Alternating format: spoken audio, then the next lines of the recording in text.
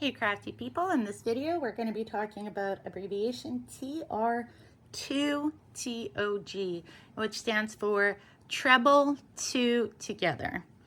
In this swatch I've got trebles that are creating this textured kind of chevron looking stitch, and it's a 2-row repeat here.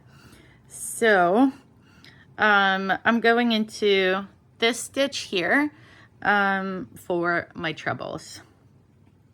So it goes here and here. So let's start off our treble with 2 yarn overs on the hook.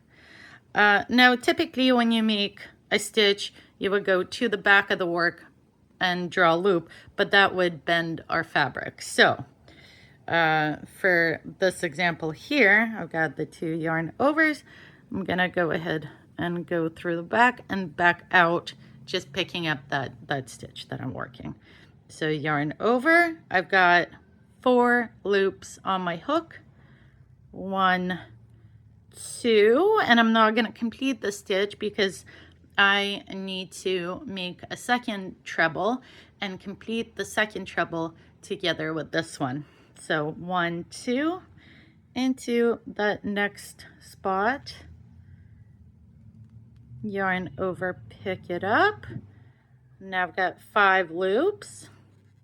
1, 2, so we've got partial trebles now, and I'm going to complete them together 3 through both, or through all 3 loops. That's how you make 2 trebles together. And let's do it again. So in this pattern I've got a single crochet, a chain, skip 1, single crochet, and we're back into the treble spot. So yarn over twice into the stitch that you're working, yarn over, pull up a loop. We've got 4 loops on hook, yarn over through 2, yarn over through 2, and I'm not going to complete this stitch. I'm going into the next stitch to have the trebles together.